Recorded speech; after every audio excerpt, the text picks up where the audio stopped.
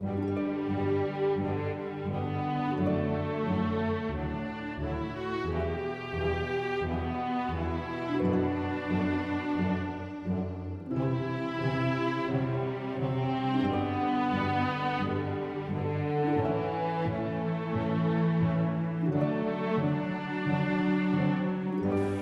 out your own salvation with fear and trembling. Get it?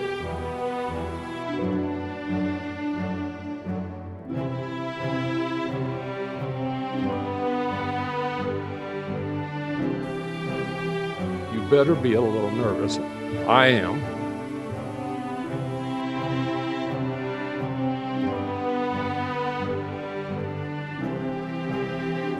And it's up to you to make these decisions.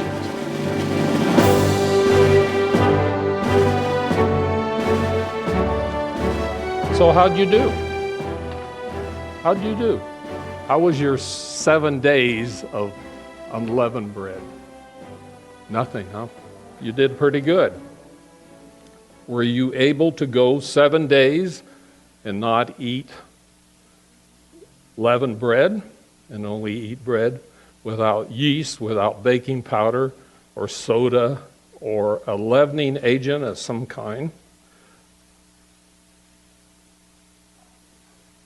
Well, we didn't do too good.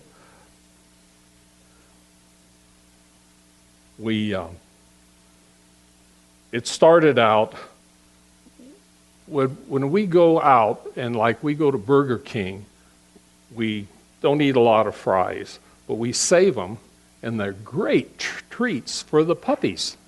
I have these little dogs that weigh about 100 pounds each, and so they consume anything.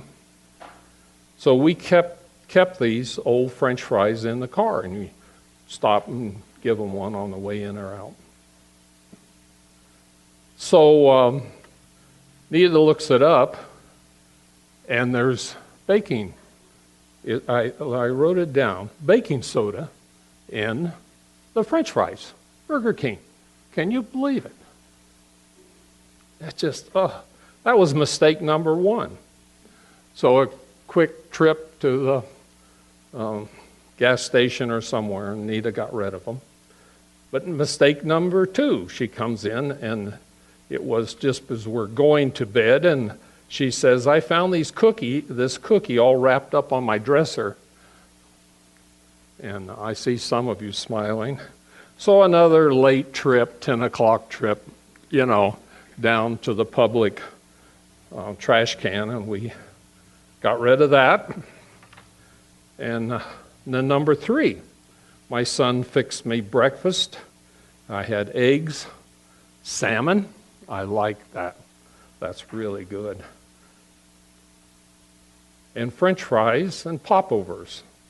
And he usually makes potatoes, but there were some of these potatoes in a bag. And, read the label, right? And they had leavening in them, these kind of French fry things. Nita gets them so we can eat real quick and if we're busy, which we seem like we are. So, another trip to get rid of the leavening. I mean, come on, it was just a interesting year. All this, you learn to put sin out of your life. At least think about it, didn't you? You think, which is the key to life. And it's an excellent learning exercise. It really is. If you do it with all your might. Just do it, because you'll learn how fragile it is, because sometimes you'll make a mistake. And there it is, hidden. I knew a minister, he got a new car, and he went a year, so he was checking, and he needed to check the spare for air in the spare. So he takes the back up, and there was a sandwich in there, and days unleavened bread. So you don't know what's happening. You really don't. It's kind of a tricky thing.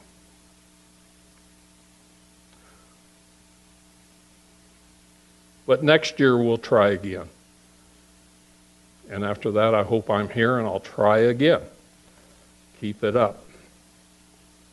Okay, today I want to talk to our church about our beliefs and our actions to attain this thing of putting sin out of our lives. After all, we just spent how long? 7 days working as a unit. Everybody here should be doing this. If you're going to come to this church, we teach the Bible. We don't teach Christmas, and we don't do Easter and all those other things. Or I should say Ishtar, pronounce it right. But we're supposed to put out sin out of our lives for 7 days. And that is a yeast product. And it's out of our buildings, out of our houses, out of our food, and even out of our car. So you have to keep after it. And in general, it's just out of our lives. Get sin out. So, basic building your life. Go with me to Philippians 2 and 12, please. If you got a Bible, open it up. If you don't have a Bible, we'll get you one. This is, if anything you remember today, remember this. Philippians 2 and 12. Put you to work. I hear pages rattling and things going on. It says, ready? Wherefore, my beloved, as you have always obeyed. Now, this is Paul, he's writing a letter to the Philippian church. It's a letter. And he says, not as in my presence only, but now much more in my absence. So he's praising these people. And then he says, here's where I'm going. We're going today. I'm taking you with me. Work out your own salvation with fear and trembling. Get it? Don't look at me. Look in the mirror. Work out your own salvation. It's up to you. Whatever you do, you can sneak around. You can play hooky. You can eat whatever, Burger King, matzo burger. I used to tease my kids when they were little. You want to take a matzo burger to school, boys? No. No, please, Daddy. No. Okay? But I can't do these things for you. He said, this is the Paul, a Hebrew of Hebrews. He said, work out your own salvation with fear and trembling. You better be a little scared. You better be a little nervous. I am.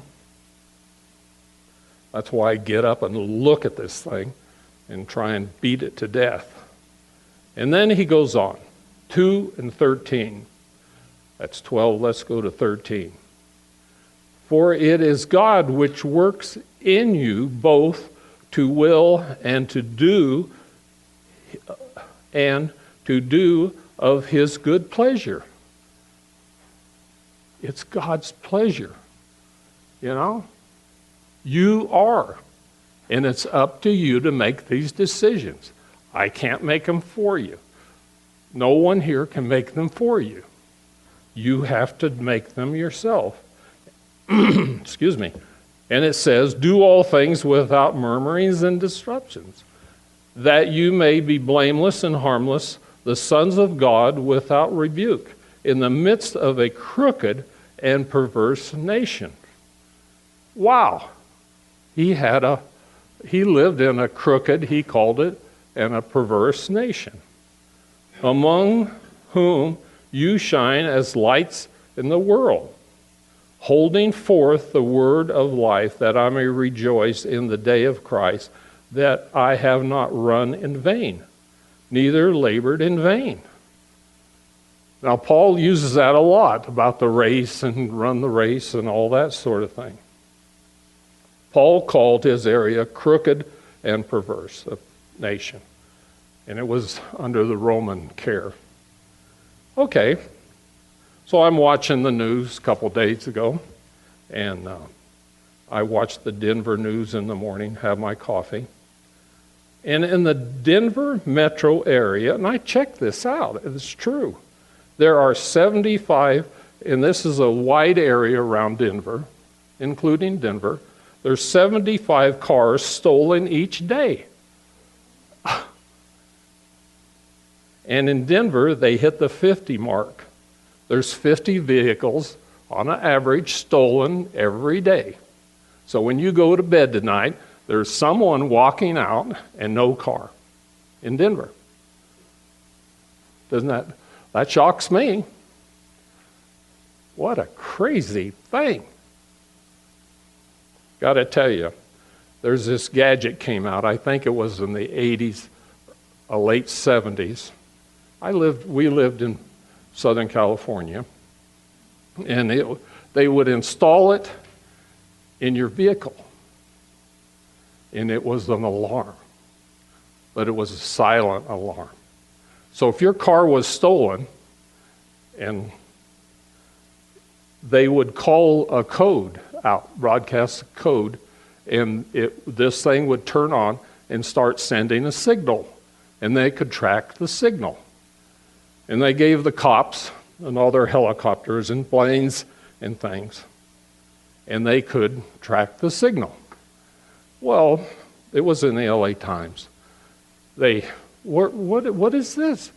The cars, it was stolen last night, and it's in Catalina, 20 miles offshore.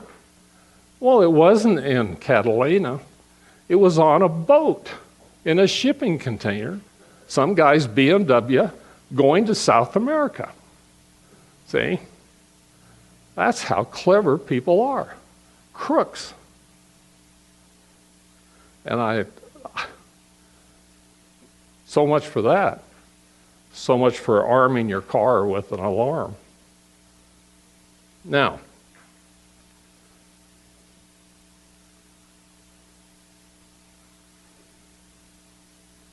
so much for a crooked and perverse society. I have an example of my own that I was wrong, and I want to tell you about it because it has to do with the law. Now, there's laws of God. You know, what is a law? A law from God is like don't kill, don't steal, don't lie, don't cheat, love your wife, respect your parents, 10 commandments, right? But there's also the laws of the land that we have to obey. If you don't, you're going to pay the penalty. That's the way it is. Now, there's a difference in sorting through this. And I started out with telling you, you have to work out your own salvation. Now, we're going to go here, and I'm going to explain this. And go to Acts 1 and 12. Now, when I was a young man, I was coming in the church, and I lived in Northern California in a little town, and I was with my parents, got out of the Army, having a good time, and I read this, Acts 1:2. Then returned they unto Jerusalem from the Mount Olivet, or Mount of Olives, which is from Jerusalem a Sabbath Day journey. And I looked that up. What is a Sabbath Day journey? There it is in Acts. That's how far you could travel. And it's about 3/4 of a mile. So I jumped on that. Oh, maybe I better not travel so far. See, I was young and foolish, and stupid. I live in a society, you do. When I was at that time, I had a friend, and we would go up to the Reading to the dragway, and we'd strip down a bike there, and Phil would turn about 14, 13 seconds and a quarter of a mile. So that means in about a half a minute, he could do this 3/4, and all he had to do was this. He'd turn that throttle on, and we'd souped it up, that Triumph, and boop, he'd go down. So how does this apply to us today? Okay. We're getting there. Now, go with me, if you would, to Exodus 16:28. Now let me just read it to you. And the Lord said to Moses, how long will you refuse to keep my commandments and laws? This is God speaking, the Lord speaking. And he's talking to Moses. See, for that the Lord has given you the Sabbath. Therefore he gave you on the 6th day the bread of 2 days. He's talking about manna. He would give Israel 2 portions. Abide you every man in this place. Let no man go out of his place on the 7th day. So this is learning lesson number 1. You can't go out and look for food. You don't have to. He gave Israel 2 portions, and Rich covered that very well yesterday, all about that, how they came out. So the people rested on the 7th day. These people just came out of slavery. They're damaged goods. That's how they think. See?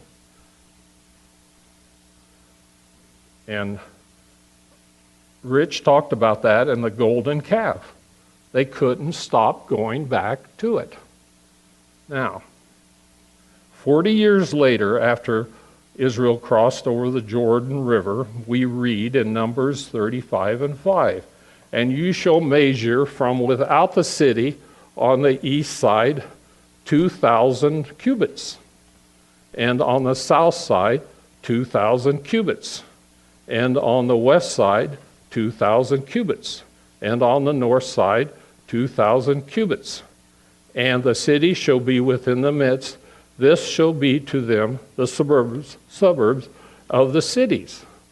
And this area marked out was for the Jews, okay? Notice the number, 2,000 cubits, about 3/4 of a mile. Now, I reason that on the Sabbath day it's not proper to travel over 3/4 of a mile or 2,000 cubits. But this law, I just read it to you, you found it in the New Testament, I hope, was written and enforced by the Jewish leadership. It has nothing to do with God, except to obey to make their cities a certain size. See?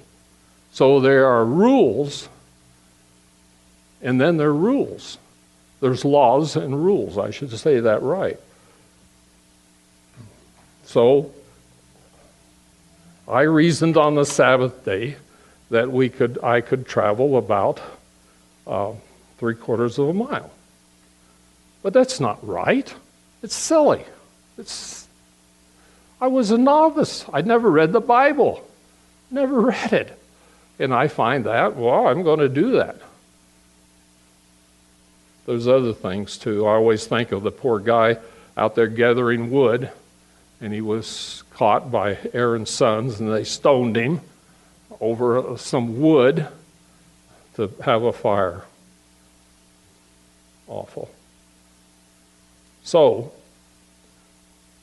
I want you to weigh in your mind the difference between a Jewish law, an American law, and God's law. You know, a Colorado law. How about a county law? How about a Grand Junction law? And we have subdivisions. We own one, a house in a subdivision, and they have laws. You can't park your car on the street. You have to paint your house a certain color. You have to do this. You have to do that. See? That has nothing to do with God. Now, I'm going to tie this together for you. That's why Paul said, work out your own salvation. Can you do that? You have to do it. You know, can't follow you around. Nobody wants to. I don't want to. I'm not going to. And I'm not going to give you little beads and you count so many Hail Marys. See? So we have to make decisions. Now let's come back to the present. About 9 or 10 days ago, my wife said, this laundry detergent has leavening in it. It has baking soda. See? Baking soda. And I thought, well, you can't cook with that. But it says baking soda. So now folks, I know when to choose my battles. I got a smile from a lady. I got rid of that soap. It went to the dump. See? So we threw out a bottle of Arm & Hammer laundry soap. Now, interesting. I went to this symposium thing for the post office, and there was a man named Armand Hammer, and he had just purchased Arm & Hammer products. He was a good speaker, if I remember right. He was an old man, but he was a great speaker, just so you know. John 8:4.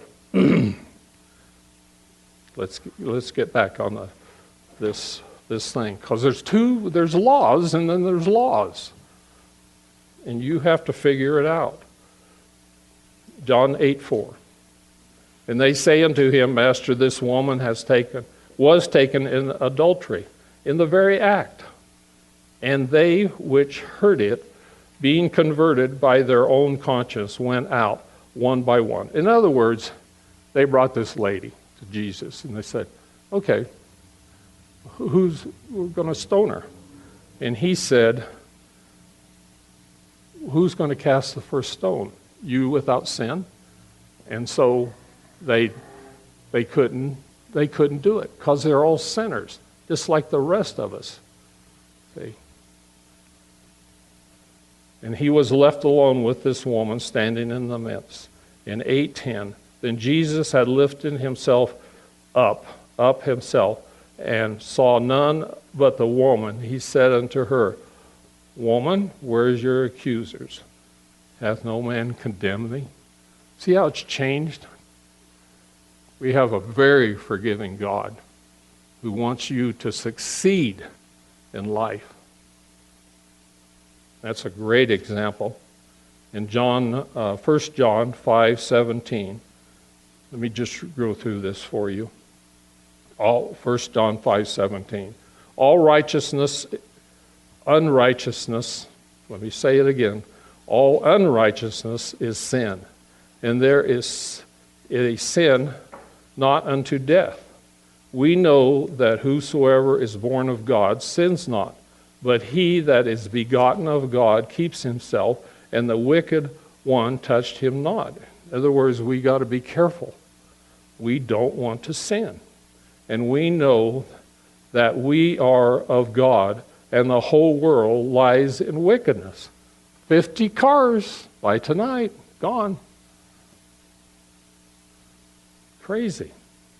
And we know that the Son of God is come, and have given us a what? A understanding that we may know him that is true, and we are in him that is true. Even in his Son of Jesus Christ, there is the true God and eternal life. Through Jesus Christ, we're going to have success. He died so that we can have success. We can have forgiveness. Remember last time I spoke, I talked about people that had AIDS. And they're gone now. Just a mistake. Couldn't stop. Just a mistake. But they paid the price. And we live in the world that Paul called crooked and perverse. But there's still God's law, and we have to keep His laws. We have these other laws all around us. Now I want to take you on a little ways here to a really good news with what I've just covered. And I want you to, I think it's 10 scriptures about, it's just good news. The first one's in Philippians 3 and 14. Let's start there. Philippians 3:14.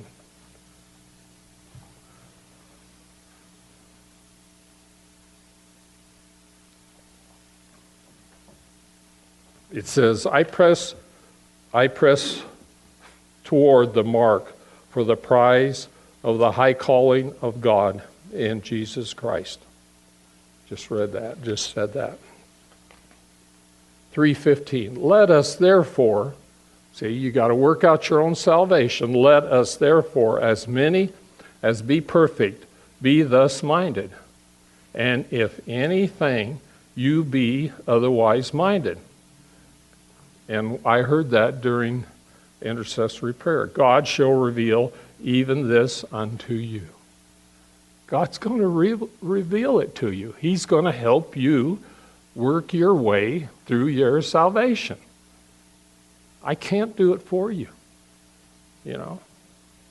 And then it says, 3:16, nevertheless, whereto we have already attained, let us walk by the same rule.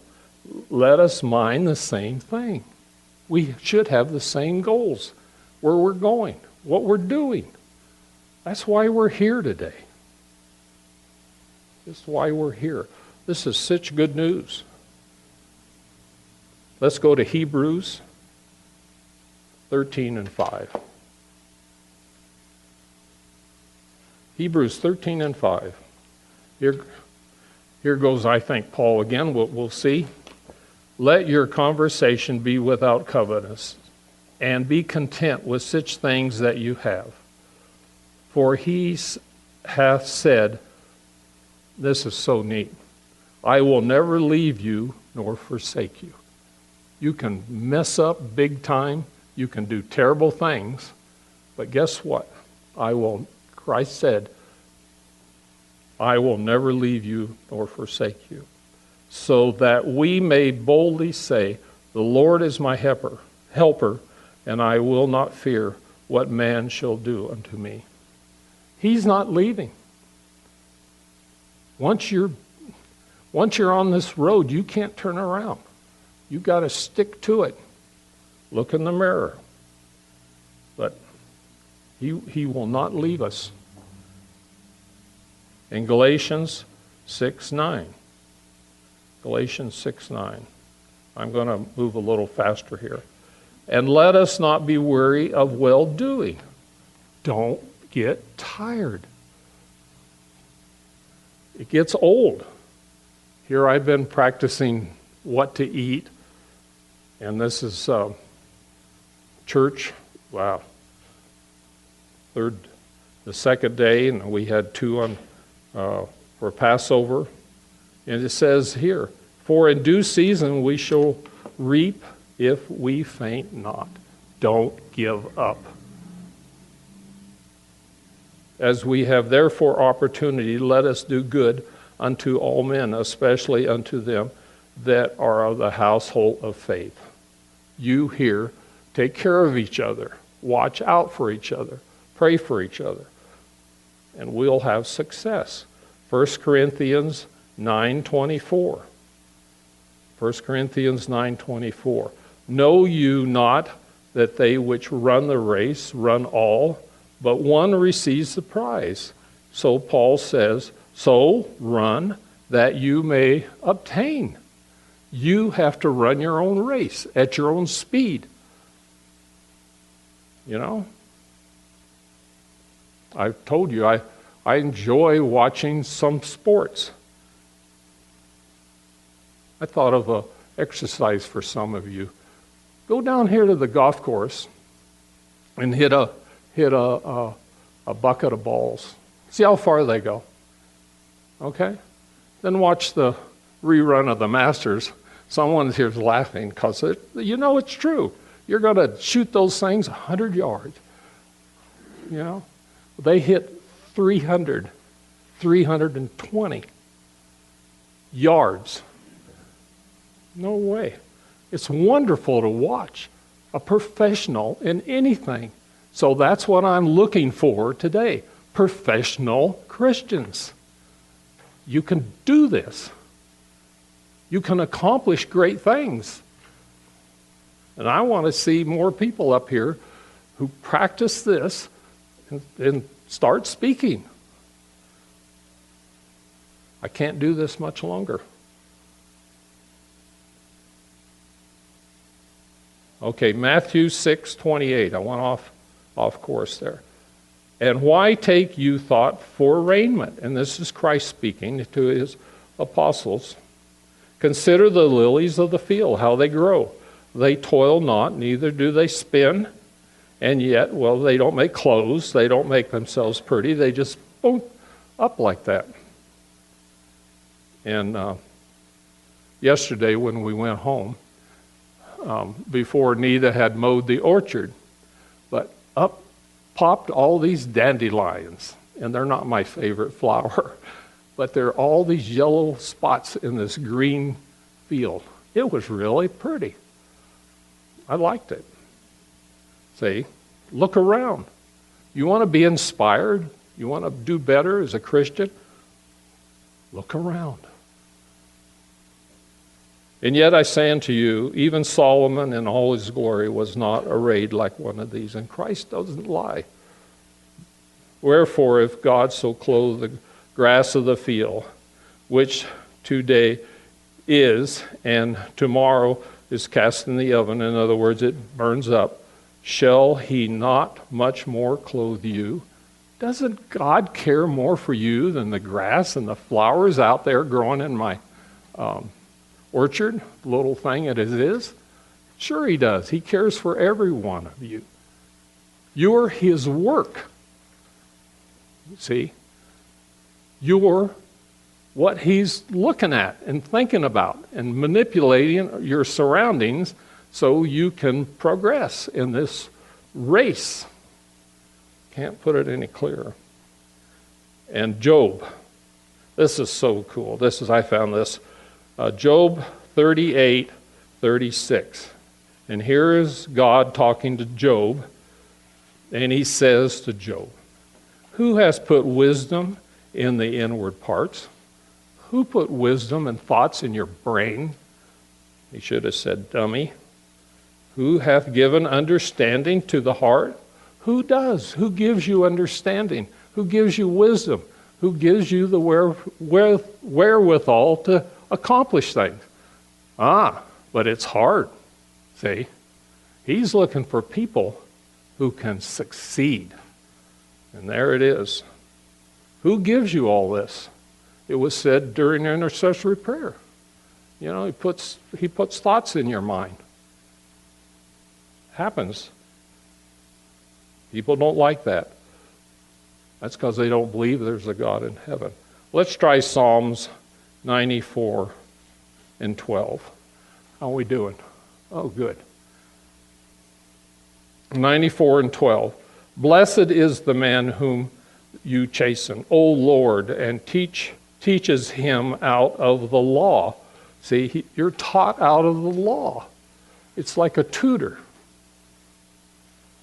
That you may give him rest from the days of the adversary, until the pit is dug for the wicked. Till all this is going to go away. The earth will be burned up.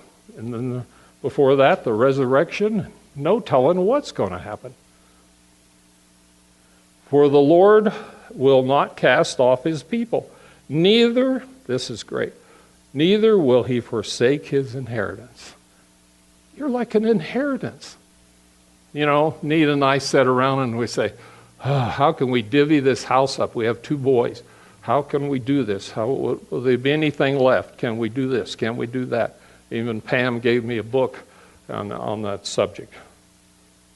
But how much more does God care about you than you care about your children? Of course you love your children. 1 Peter 1:7, that the trial of your faith being much more precious than gold. When you have physical problems, I thought that was very well put today. Jeff said it. All the things that can go haywire, you don't realize you have so many parts, but you do. That the trail of your faith be much more precious than gold and perishables, though it be tried with fire, might be found unto praise and honor and glory at the appearance of Jesus Christ. See, that's a long ways off. It may be in a few days, a few weeks, a few months, many more lifetimes. I don't know. Okay, let's look at another one. Proverbs 3:5. Trust in the Lord with all thy heart. Proverbs 3:5. We have to trust and lean not into your own understanding. See, that's what I did, and I told you the story. That's what I did. I read that, a Sabbath Day's Journey. My own understanding. And in Proverbs 3:6, in all thy ways acknowledge him, and he shall direct your paths. Be not wise in your own eyes. See, fear the Lord and depart from evil. It shall be health to your navel and marrow to your bones. Honor the Lord with your substance and with the first fruits of all your increase. I don't know if we do that anymore. We used to bring in eggs and things, but I hope we have a lot of apples. We'll certainly share. Okay. I said earlier, in this church, we do not want to control every move you make. I was in a church like that, and it's easier. Let me put it that way. It's easier if people monitor you and come visiting and that sort of thing. But we don't do that. We want to teach you from the Bible, and you take it and you use it. See? That's how it is. But to teach by biblical principles, and we want you to succeed. And I said, well, let's look at the good news. And I read, it happened to be 10 verses from the Bible, and it shows you not to quit, basically. I was looking for things to say, don't quit. And I wanted to show you this, see if I have it. Oh, here it is. Okay. See, I have a page. I went down, and I have the back. I have more. You got to figure this out yourself. It's up to you. I'm going to stand up here a few more minutes, and then I'm going to sit down. But I put the ball is in your court. You know, it's like tennis. Nita and I were young. We'd come home from work and go play tennis 100 degrees in Sacramento. We were in love. It was fun. She's laughing. I couldn't hit the ball over the net. But many of you can, and you need to practice Christianity. And I said, let's get back to this, really good news. I went through 10 different verses to show you not to quit. Quitters, you're not quitters, otherwise you wouldn't be here. You're doers. I know that. God is not going anywhere. When I perish, God's still going to be up here looking down, hopefully at you. And that's the way it is. And you're his blessing. He's chosen you. God's not going anywhere, and I read that. He will not leave you. And you're a work in progress. And I have two people here that are, they're carpenters, but they're also, they build things. Can't think of the word. But anyway, they know. It takes time to make things, buildings. I guess there's 3 of you that make things good. But remember this in Philippians 2 and 12. Work out your own salvation with fear and trembling. And that's the point of all this.